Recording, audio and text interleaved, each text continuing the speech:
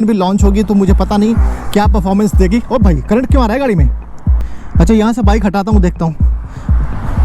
वो तेरी मेरी पूरी बाइक में करंट आ रहा था, बाप रे बाप।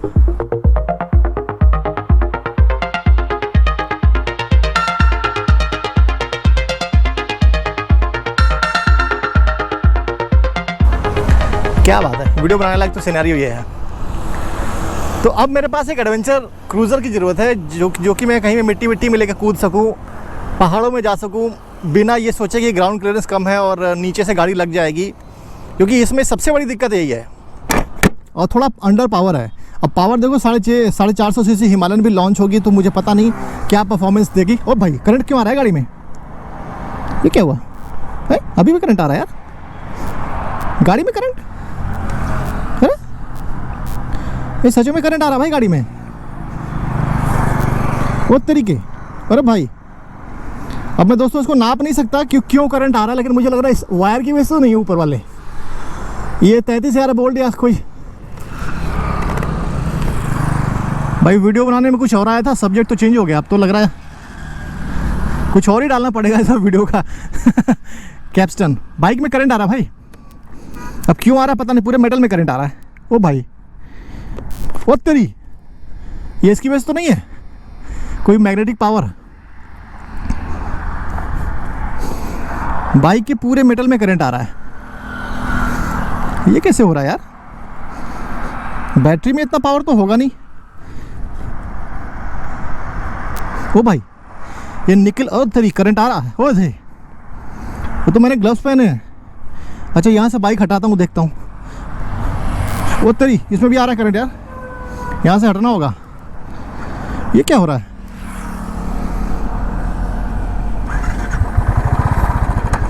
ये क्या हो रहा है?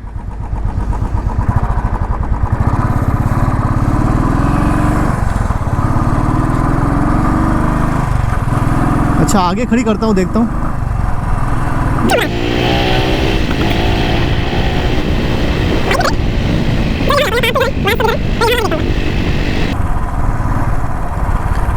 अब देखता हूँ कोई मैग्नेटिक फील्ड है या फिर क्या है। खड़ी गाड़ी में करंट, ये क्या हो रहा है भाई? गाड़ी बंद कर देते हैं, अब नहीं आ रहा है। अरे बाप रे बाप, बड़ा डेंजरस है यार ये।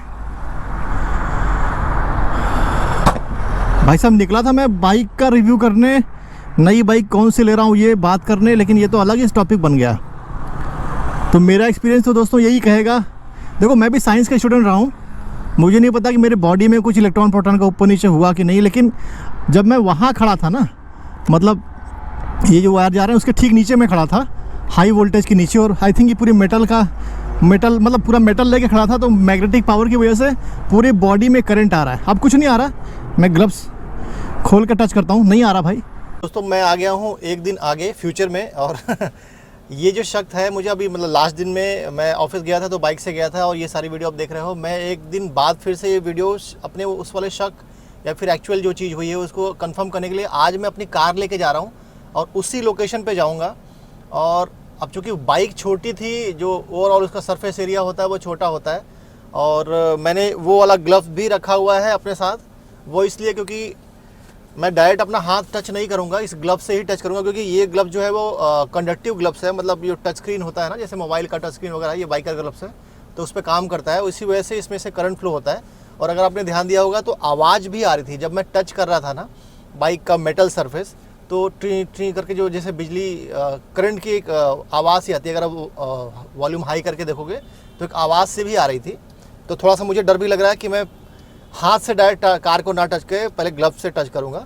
और आइए कंफर्म करते हैं, उसी सेम लोकेशन पे जाऊँगा और देखता हूँ कि कार में भी क्या करंट आ रहा है। और आज मैंने अपने घर से टेस्टर भी रखा हुआ है, मतलब जो इलेक्ट्रॉनिक टेस्टर होता है जिसमें बिजली दिखेगी। अब क्योंकि धूप बहुत ज़्यादा है, लेकिन तब भी मैं कोशिश करूँगा कि इसमें लाइट जलती है नहीं जलती, वो भी चेक करेंगे। आइए उसी सेम लोकेशन पे चलते हैं। अब दोस्तों इसके बाद जो हुआ वो मेरे एक्सपेक्टेशन के बिल्कुल उल्टा हुआ। आई वॉज नॉट एक्सपेक्टिंग कि ऐसा कुछ होगा। आप देख रहे हो कि मैंने गाड़ी उसी सेम लोकेशन पे जहाँ सवेरे, मतलब एक दिन पहले मैंने बाइक खड़ी की थी और ये सारी वीडियो अचानक से शूट की थी मैंने, वहीं पे खड़ी की। और अब मैं कैमरे में देख रहा हूँ कि बात भी कर रहा हूँ, लेकिन कोई आवाज़ नहीं आ रही है उस वीडियो में। मैं वॉइस ओवर करके वीडियो फिर से बना रहा हूँ, क्योंकि मुझे लग रहा था कि प्रॉपर रिकॉर्डिंग हो रही है, लेकिन कुछ ऐसा वहाँ पे सिनेरियो बना है कि मेरे जो वायरलेस माइक है उसमें बिल्कुल आवाज़ ही नहीं आ रही है। और देखिए मैं गाड़ी की छत पर कैमरे को रख के और उसका छत हल्का सा नीचे लाइन से दिख रही है, वहाँ पे टच कर रहा हूँ, और मतलब पूरा टच नहीं कर पा रहा हूँ क्योंकि बहुत तेज़ी से करंट आ रहा है और ग्लव्स के साथ मैं टच कर पा रहा हूँ। और ये झन से एक आवाज़ मतलब मुझे साफ वहाँ पे सुनाई दे रहा था, चूँकि माइक में ही रिकॉर्ड नहीं हो रहा है तो मैं बता नहीं पा रहा हूँ। और ये साफ साफ रीज़न वही था कि वायरलेस माइक से आवाज़ भी रिकॉर्ड नहीं हुई। मैंने डबल ट्रिपल चेक किया और माइक बिल्कुल ऑन था क्योंकि इसके ठीक पहले वाली क्लिपिंग आपने देखी, उसमें आवाज़ आई थी। अब देखिए यहाँ पे भी करंट मुझे मार रहा है, जो मेटल का पार्ट है वहाँ भी करंट मार रहा है, तो ये आवाज़ ही गायब हो गई। और मैंने कैमरा जहाँ से अभी शुरू किया था उसके मतलब वहाँ से पहले कैमरा जहाँ पहले क्लिप में आपने देखी, मैंने कार में बैठा हुआ हूँ, उसके बाद मैंने कैमरा बंद ही नहीं किया था, और यहाँ और उसके बीच की 2-3 मिनट की दूरी थी। तो अब देखिए मैं पूरा बता रहा हूँ कि ये ऊपर से बिल्कुल हाई टेंशन तार गए हैं, बगल में मेरी गाड़ी खड़ी है और यहीं पे मैंने बाइक खड़ी की थी। ये सारा कुछ पूरा आसपास का सिनेरियो मैं दिखा रहा हूँ, लेकिन मुझे ये लग रहा है कि मेरी आवाज़ रिकॉर्ड हो रही है और बिल्कुल भी रिकॉर्ड नहीं हो रही थी। अब देखिए टेस्टर भी लगा के मैं जो ज़्यादा जहाँ पे करंट आ रही थी, ये वाइपर का मेटल का पार्ट होता है, हल्का सा जंग भी लगा होता है, वो नट बोल्ट होते हैं, तो वहाँ पे थोड़ा पेंट मटेरियल पतला होता है, वहाँ भी मैं टच कर रहा हूँ, बहुत ज़रा सा मुझे करंट समझ में आया। और इस सारी वीडियो में मुझे बिल्कुल भी नहीं पता कि मेरी आवाज़ जो है, वॉइस जो है मेरे कैमरे में DSLR में मेरे वायरलेस माइक के थ्रू बिल्कुल जा ही नहीं रही है।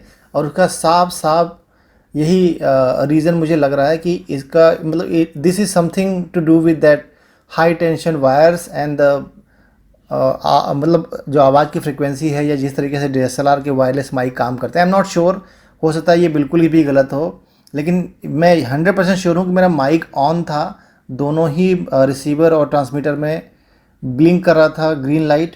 और इसके ठीक पहले वाली क्लिपिंग जो मैंने रिकॉर्ड की थी आप देख ही रहे हो, जो मैं कार में बैठा था, और वो अनकट क्लिप है। उसके बाद मैंने कैमरा भी बंद नहीं किया, लेकिन ये पूरे सिनेरियो में जब तक मैं कार के अंदर था आवाज़ ही रिकॉर्ड नहीं हुई। तो ये आप समझ सकते हो कि कितना ज़्यादा डेंजरस है बॉडी के लिए, और कोई इलेक्ट्रॉनिक्स अगर लेके आप वहाँ पे आसपास रहते हो तो।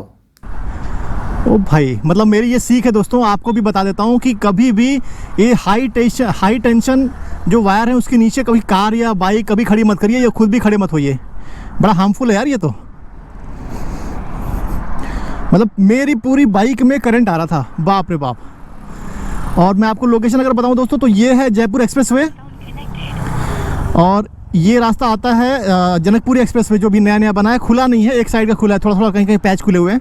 और वहाँ पे ये जो वायर मतलब ये जो हाई टेंशन वायर्स हैं वो जाते हैं खम्भों से, और यहाँ बीच में जहाँ पे मैं नीचे खड़ा था, कोइंसिडेंटली खड़ा हो गया था, वहाँ पे ये क्रॉस करता है वायर।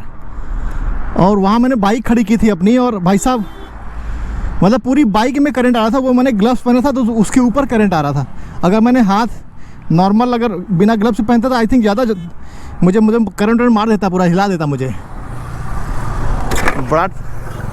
बड़ा ख़तरनाक लर्निंग थी यार ये तो। कल अगर बाइक से आया है तो मैं टेस्टर भी लेके आऊँगा और टेस्टर से चेक करूँगा बिजली। लेकिन ये श्योर है, और जहाँ तक थोड़ी बहुत साइंस मैंने पढ़ी है, जानता हूँ कि मैग्नेटिक फील्ड लगता है। ये आई थिंक ऐसे वाला नियम होता है ना, किसी का कौन सा नियम है यार, किसी का साइंस का कुछ नियम है, तो वो मैग्नेटिक करंट चलती है तो मैग्नेट ऊपर नीचे होता है, इस तरह कुछ करंट फ्लो होता है। हाँ बाप रे। और आई थिंक गवर्नमेंट ऑफिशियल को भी देखना चाहिए, अगर कोई भी देख रहा हो तो ये तो बहुत डेंजरस हो सकता है। और बारिश में क्या हाल होता होगा।